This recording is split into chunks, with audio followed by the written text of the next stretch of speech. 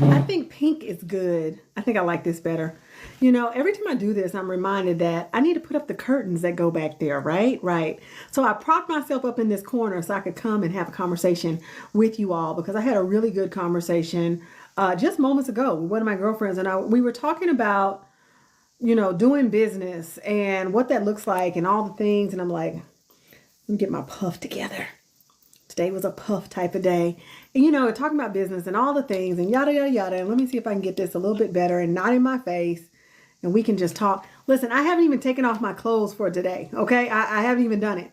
So that means this is urgent, right? This is an urgent call to get in here and let's have this conversation. Wow, my liner looks really good. I like that. I think that's actually even. Look at that. Oh, what? But I love this pink color because I actually have on pink. And I was like, oh, look at this pink tone. Isn't it great? So I want to talk to you guys. Hey, everybody that's coming in. As you're coming in, clearly you might be interested in talking about entrepreneurship. If you own a business, let us know what your business does. This is not the type of room where we're going to shame you for telling people what you do, because I fervently believe that there's enough food out here for everybody to eat. Like, we've got to get off of this mindset where there's just enough. I had a conversation with a friend on Sunday who was telling me about this business associate of his that never wanted to share anything with him. Like, if he asked for information about something, they never wanted to share. If he was asking how did she get into certain circles or whatever, she never wanted to share. Yet and still, she's coming back to him saying, how do you do this? How do you do that? How do you do this? How do you do that? And the one thing that I was asking her was, did she come from a small town? That's what I asked her. Did she come from a small town? And don't get me wrong, I don't come from the city, right? I'm a country-ish girl. I come from what's called a micropolitan, but it's not a big city like what I live in now. But I never had a small city mentality. Some of y'all know what I'm talking about, where people in a small town sometimes believe there's only this many opportunities. And so if they get the opportunity, then there's no room. There's not a lot of room for everybody here. In fact, if they get the opportunity, nobody else can come in because they might take their opportunity. Have y'all ever met people like that just are small-minded? And you don't even have to be from a small town to be small-minded, but I find that a lot of times that mindset comes from people who have been raised in small towns and didn't get beyond that understanding. All right. So tonight we're going to be talking about a few things. I don't always hop online, but when I do, I hope it's meaningful. I hope it's exciting. I hope it helps you with something that you have going on in your life. My name is Stephanie D. McKenzie. I'm an award-winning marketer as well as a fractional professional.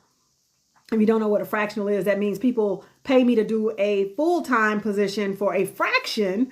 They pay for a fraction of my time, and they also give me a fraction of what I would get as a full-timer. And so I support organizations in that way. But ultimately, I work with growth stage leaders as well as teams to help them achieve what we call peak profitability, hustle freedom, and sustainable success. I'm a huge proponent of ease, not necessarily things being easy, but curating ease in your life. And one of the things that drives me crazy about entrepreneurs is that a lot of times, especially if you're melanated, if you're a minority entrepreneur, you are taught to do business in a way that you cannot sustain.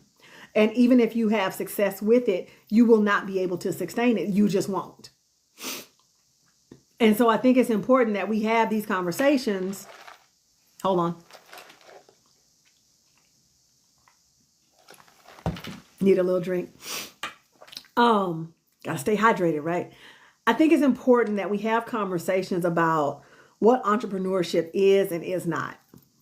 I think it's really important that we have those conversations and that we have them from a place of not trying to shame or blame you into success. Hey, Will. Not trying to shame or blame you into success, because I don't know if you know this, but there's a lot of people that teach entrepreneurship that don't know anything about entrepreneurship. They know the theories of entrepreneurship. I have been running businesses since I was 9. I took over my father's 50-year-old company when he died in 2010. I once asked my mother, because I ultimately shut the business down because my uncles have no integrity and I can't do business with people who, listen, first rule, first gem of the night. You can't do business in integrity with people who lack integrity. I don't care if they're your auntie, your cousin, your brother-in-law. I don't care, brother-in-love, if you want to call them that. You cannot do business in integrity with people who lack integrity. Write it down. Okay? And some of you know this is what happened to you. You got into business with people who didn't have the same level of integrity that you do. And by the time you looked up, this happened to a friend of mine. She's running a multi-million-dollar business, and she didn't understand that the person that she was in partnership with was stealing from her. Stealing. Absolutely stealing. She did not understand that this person, her friend, she called this person her friend,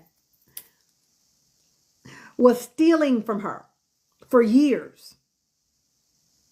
And so, like, let me say this again. Hey, Jada, let me say this again. You cannot do business in integrity with people who lack integrity. And I don't care who they are or what they call themselves in relationship to you.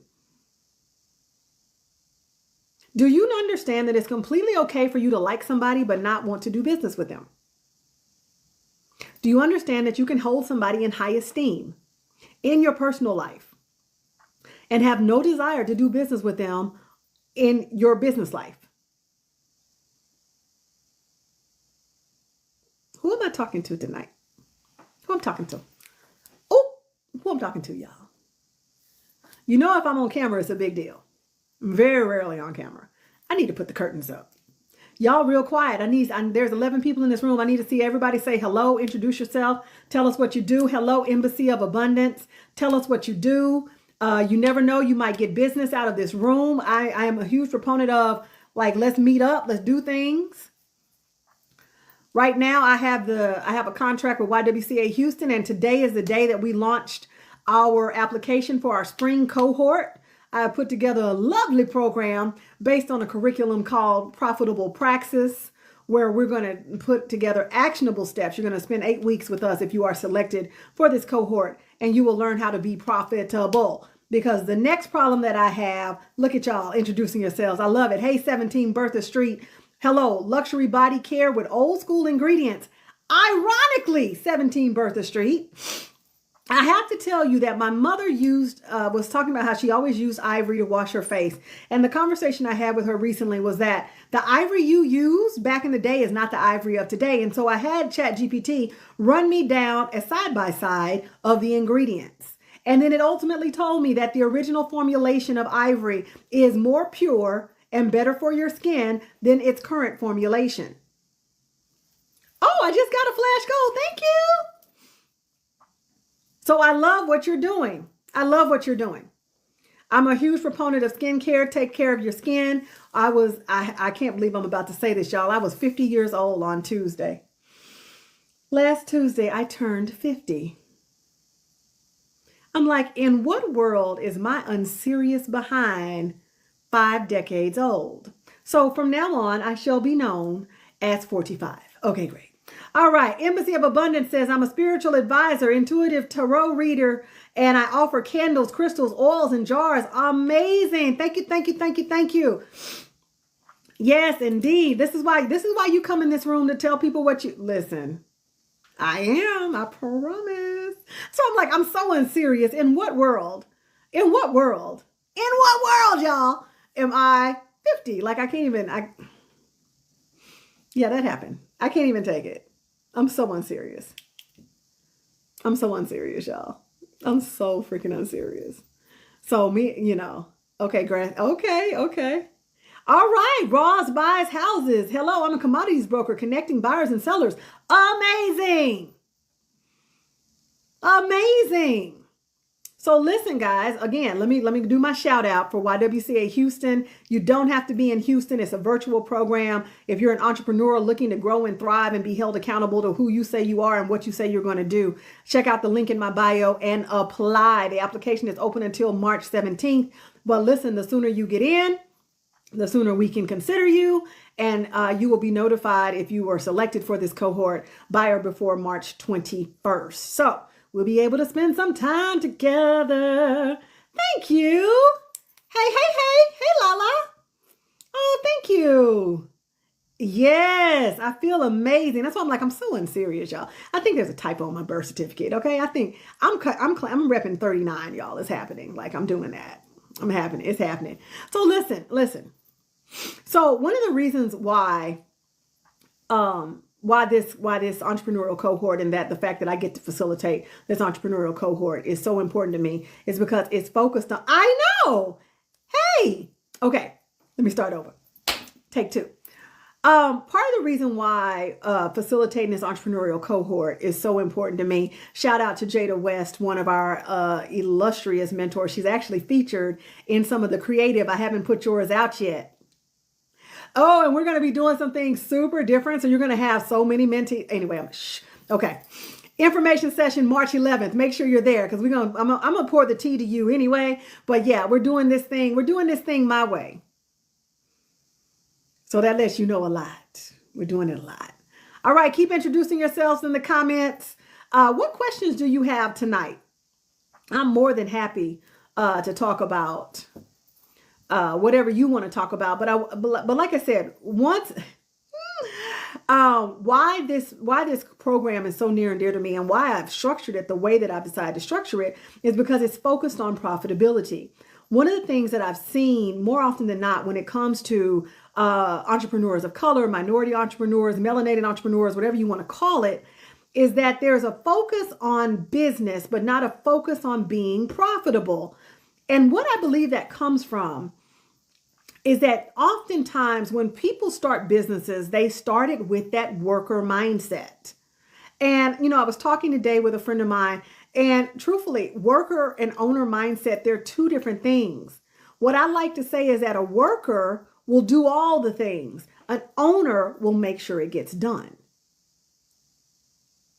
And that's just one of many things that we'll be exploring. Like we're going to explore the mindset. We're going to explore operations and so many things. I have additional classes that are coming in, but it's so important to focus on profitability.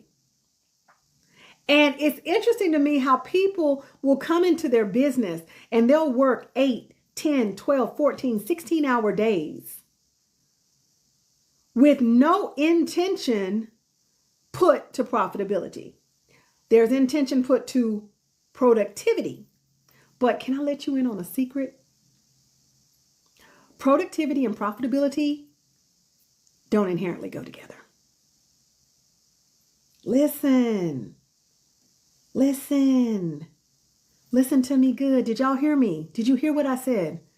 Productivity and profitability do not inherently go together. It's a whole lot of people, right, that are checking boxes every day. Here's my to-do list. 10 to-dos. Check. Every night they go to bed feeling accomplished, like they did the things and they moved the needle only to get up and still have their bank account looking like it's looking. Productivity and profitability do not go together.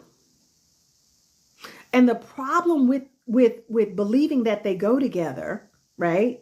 Hey, they go together. Tell them, no, they don't go together. Tell them y'all don't go together. Tell them. The problem is that busy and business are two different things. If you spend your days sitting on social media, scrolling social media, straightening up your office,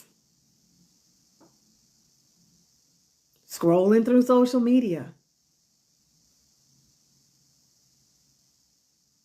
buying new furniture for your office, which I'm not saying any of those things are not productive, but they were not profitable because what you failed to do was engage in what we call RGAs. Anybody know what an RGA is? Let me know in the comments. What's an RGA? Take a stab.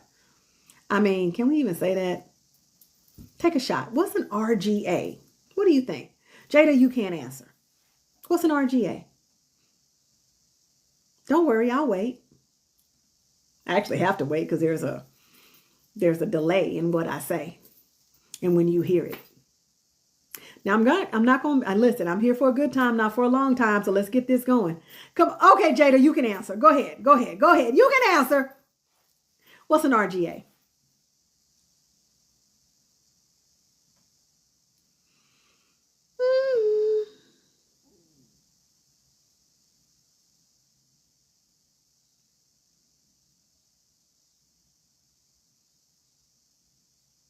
There you go. Revenue generating activities. Revenue generating activities. Now, I'm not saying that it's not important for you to organize your office.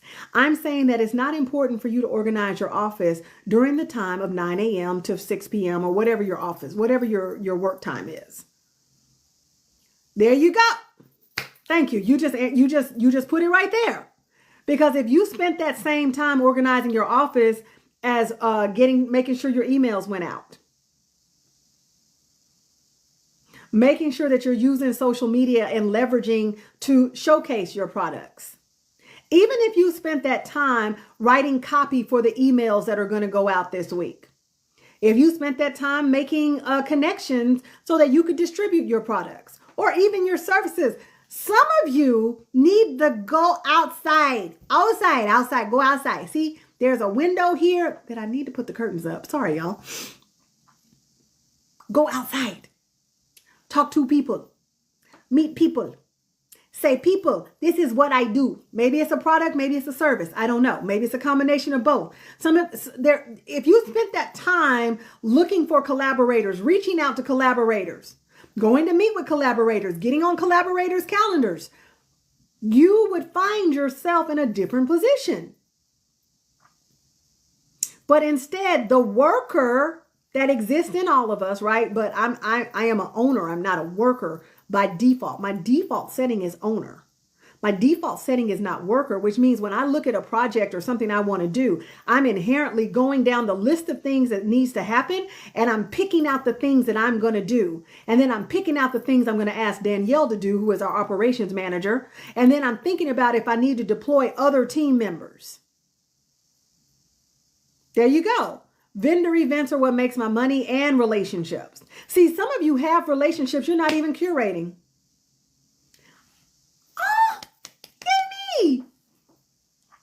Some of y'all really aren't even curating. You really aren't even curating relationships because you made the sale and now that people don't hear from you. I had a client that the only time people heard from her is when they needed to make a sale. It's a relationship. That's literally the equivalent of talking to somebody only when you want to get the goodies. Now, there are relationships that are like that, and that's fine. But for the most part, people, we need to massage that relationship. And some of you will say, it's interesting to me how many people want 10,000 or 100,000 or whatever followers on these social media platforms, but have 0 people in their email list.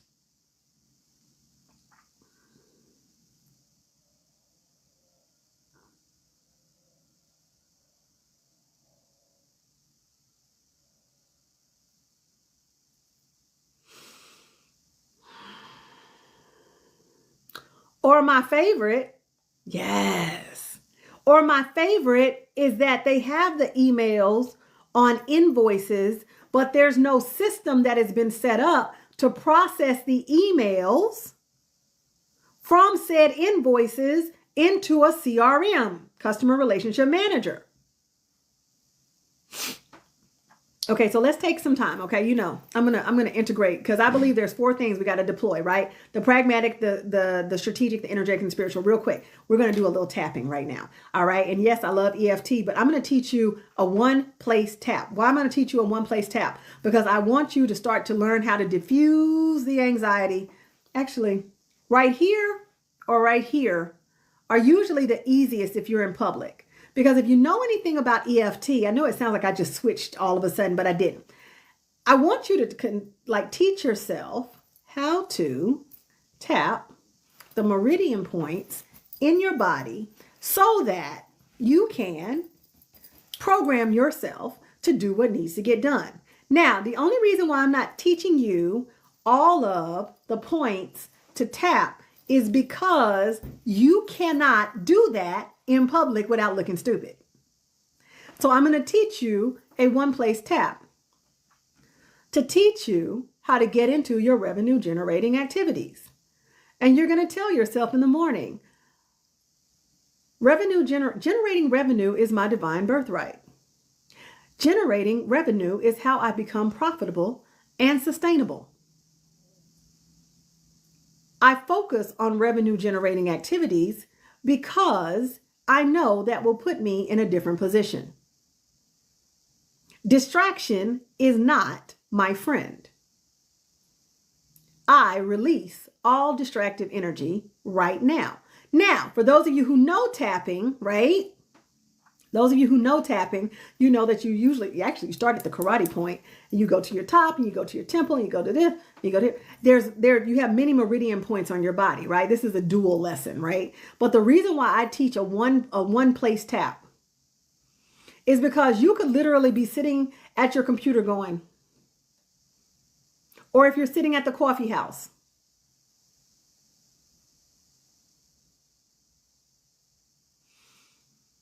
and you can let all of these thoughts run through your head that focus you on the revenue generating activities. I do. I have advice for perfectionism. So let's talk about perfectionism and what it is. Perfectionism oftentimes is rooted in the inability to make mistakes. This is perfectionism according to Stephanie, okay? Somebody else might say differently. I don't know what that means, but okay. Oh, okay. TikTok said I need to do something. Okay, I'm trying to do it, y'all. Okay, I got a flash goal. I'm supposed to get 3 gifters to send a rose to this live and go. Okay, thank you. I don't know, y'all. Hey, what's going on? Okay, so we're talking about perfectionism. So this is perfectionism according to Stephanie. Thank y'all for helping me reach my flash goal. So I believe that perfectionism is often very deeply in our inability to make mistakes. And because we have not been given the right to make mistakes, we feel like things have to be perfect, because when you are not given the right to make mistakes, it means that it puts too much weight upon you to get it right. Okay? That's one way to look at it, right? Perfectionism also can be a form of self-sabotage, because if it's not going to be perfect, I'm not going to do it. Oh, it's not right. I'm not going to launch it. Oh, it's not right. I can't.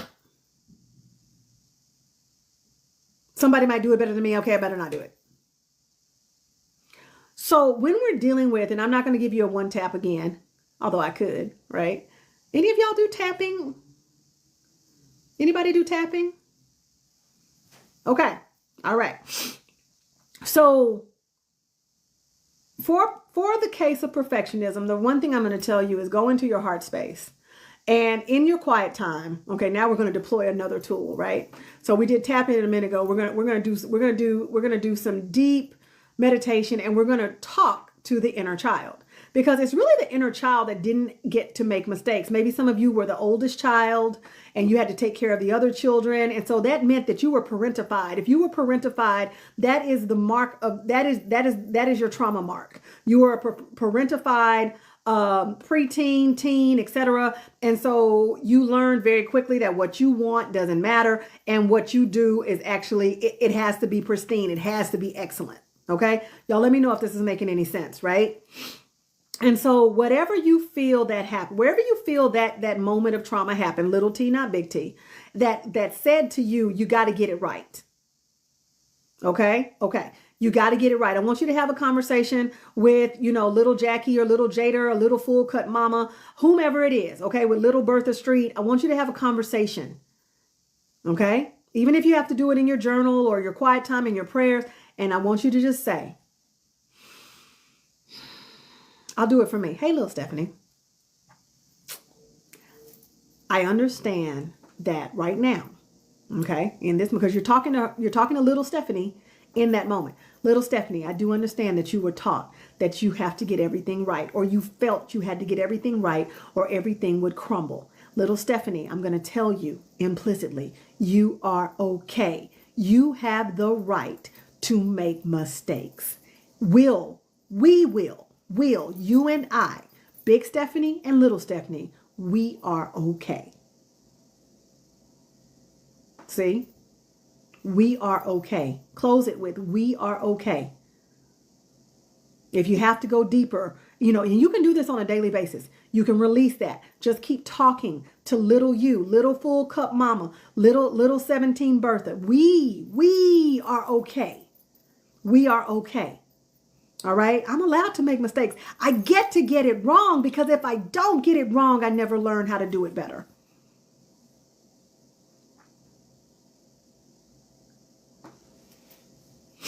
We are okay. You get to, because some of us, we grew up, and dialectically speaking, two things can be true at the same time. All parents traumatize their kids, and I'm sorry if you're a parent and you're hearing me say this and you feel some type of way, but hear me out. All parents traumatize their kids. All parents screw up their kids. Let me tell you why.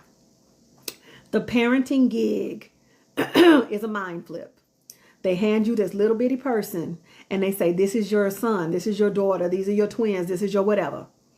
And then within the next 30 days, that person is going to change. 30 days again, it's going to change. From the age of 2 to 5, it will develop a personality that you now have to learn.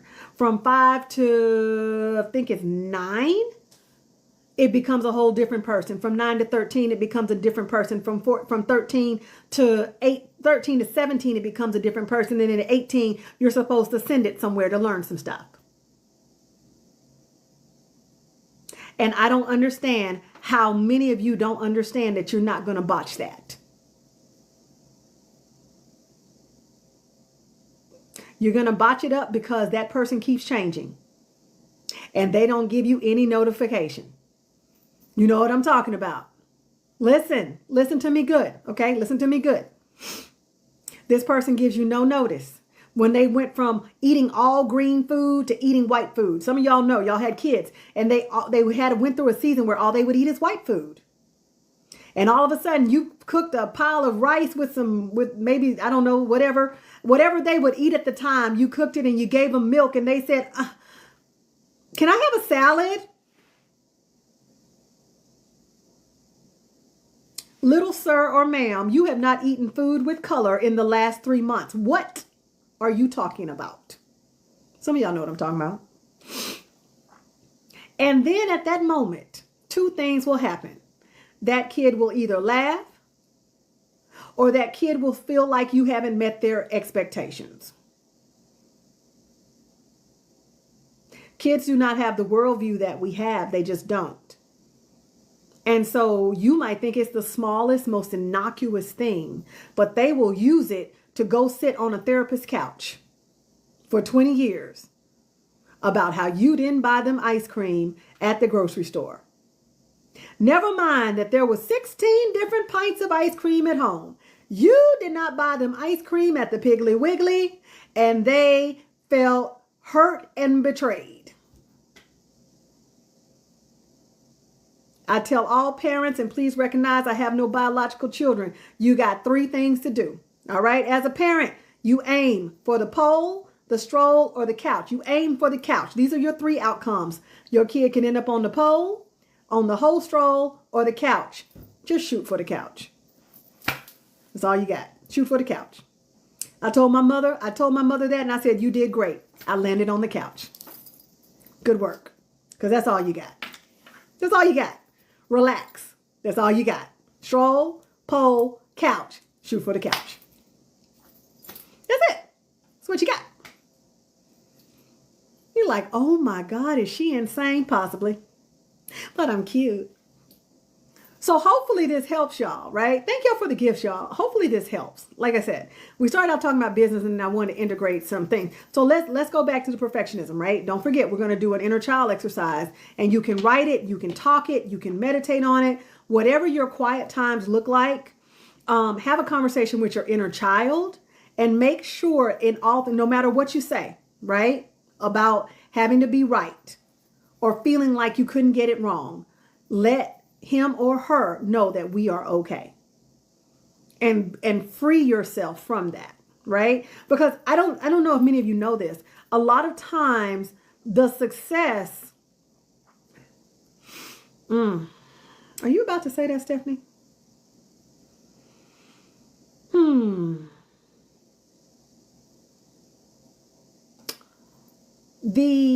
Your power in the present is often hindered by the pains of the past.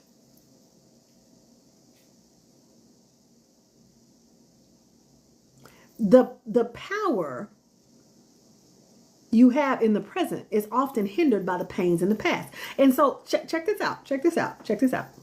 I appreciate that. Check this out. So if you don't deal with the past will deal with you.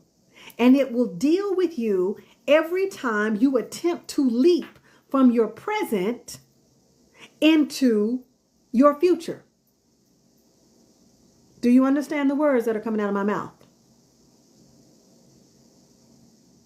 So again, deal with your past or your past will deal with you. So I don't care if you tap it out. I don't care if you meditate it out. I don't care if you pray it out. You're probably going to need more than prayer. I don't care if you therapize it out. I think I just made that word up. I don't care what you do. But don't ever believe that whatever happened in the past that has affected you as an adult, in relationships, in friendships, do not think for 1 second that might not be the thing that's holding you back, that's shackling you away from your success. Listen, and that's the best thing. Forgive everybody. And the forgiveness is not for them, it's for you. And like you said, it's daily. It's not a one and done. Like I wrote a whole class on modern business leadership, overcoming people-pleasing behavior, because, I feel like I'm one of the foremost unlicensed authorities on people-pleasing in the world. I've written classes about it. I understand the origins of it. I understand that people-pleasing is a form of codependency, but all codependents are not people-pleasers. There's like 6 different dimensions of codependency, which I've talked about this before. You can see those on coda.org, and you can also go to a Coda meeting, Codependence Anonymous. If you have been codependent in your personal life because of whatever has happened in your life, you will end up displaying codependent behaviors in your business. And this time, you're going to screw up your money. This time, you're going to screw up your money. This time, you're going to shy away from that contract. This time, you're going to push away from that collaboration because it just feels too big. I just can't handle it. It's too much. Oh my God. More often than not, I have put together some of the most amazing brand development strategies. And I don't say that because I did it. I said it because freaking amazing. They could not be implemented because the chief visionary officer, the leader of said organization that I was working with, did not have the mental, emotional, spiritual, or relational capacity to make it so. Thank y'all for the gifts. Do you understand the words that are coming out of my mouth?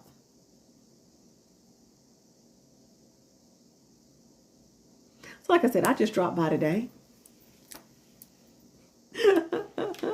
in all my pink glory to invite you to apply to be a part of my upcoming entrepreneurial cohort, which you can see the link in my bio. I dropped by to let you know that there is more for you.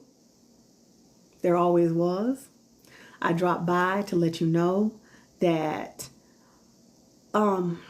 you're worthy of everything that you want.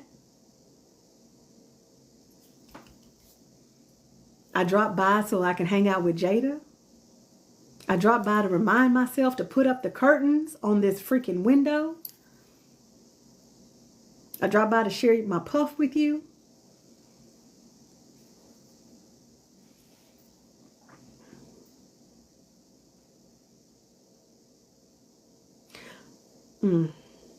It can never be your season if you never make it your time. It will never be your season if you never make it your time. And what do I mean by that? If you never make it your time to heal, to deal, to feel, to talk to your inner child, to examine your behavior. If you never make time for those things, you can forget about it being your season, your year, new you, whatever. You can throw all that in the trash, because as nothing changes, nothing changes. And some of you haven't changed since 1928. 28? How old do you think these people are, Stephanie? Some of you haven't changed since 1998. That's better. You haven't changed. You found new things to blame it on. You found new ways to ignore it. But hiding ain't healing.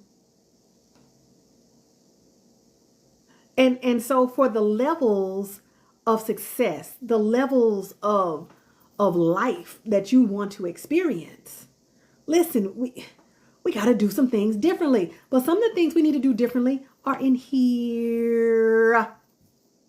They're in here and in here.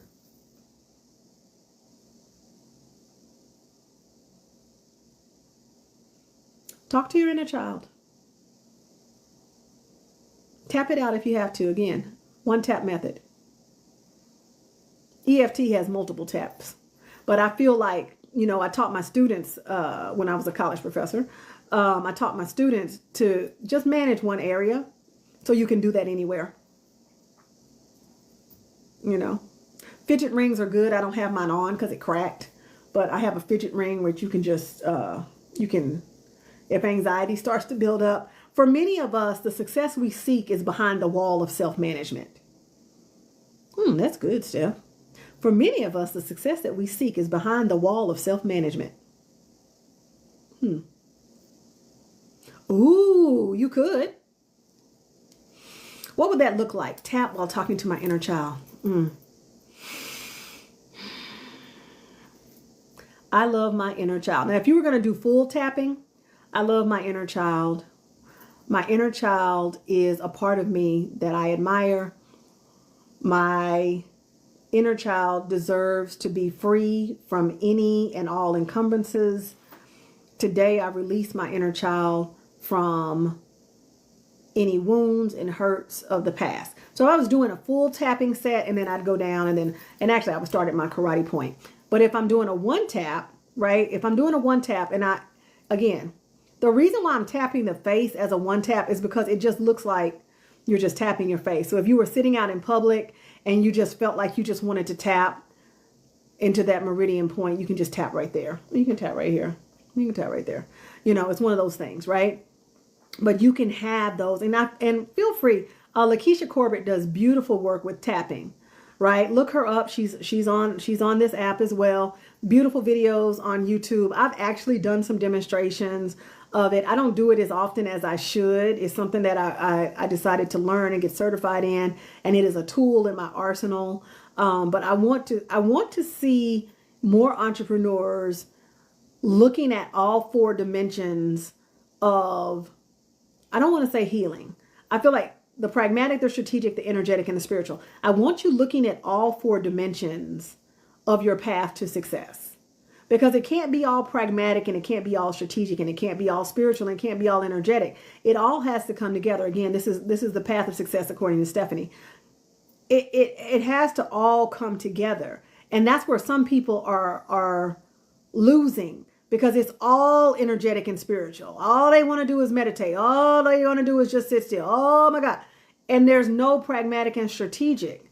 And one of the things that I really feel strongly is that sometimes as melanated people, we do not approach things strategically. We approach it with the worker mindset, which leads to hustle, which leads us to struggle, which leads us into bigger issues.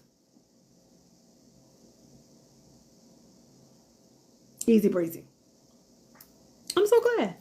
And like I said, it was not the best EFT. You can look it up. Emotional freedom technique. Look it up. EFT, aka tapping. Look it up as a useful tool. Now you don't have to tap. You could just talk to your inner child in your quiet time, right? And then close that with some breath work. I use a technique called 4-7-8. You inhale for 4 seconds, hold it for 7 seconds, blow it out for 8 seconds. Do that 3 to 4 times. It was created by Dr. Andrew Weil, and it is a beautiful way to bring yourself back to center. If a 478 is bad because maybe you have low lung capacity, try a 333. All right. And yes, this is the type of stuff I do with my clients, so I don't just sit on TikTok and do it. I have done, in the midst of doing brand development and course development, and of course I believe all entrepreneurs should be edupreneurs. So in developing those strategies, yes, many of my clients have custom meditation playlists. They have custom audios. They have they have custom workbooks that have been created for them. So I just feel like whatever you need to succeed, if you're working with me and my team, we're going to make sure you have it.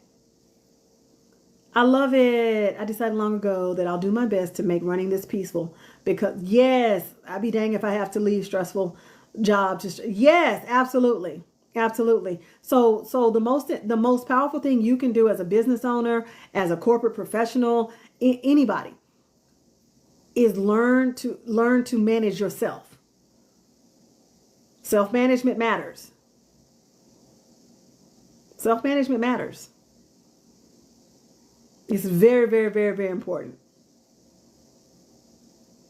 But again, if I can serve and support you in any way, right now the link in my bio takes you to the application for the YWCA Entrepreneurial Cohort WE360 Women's Business Incubator.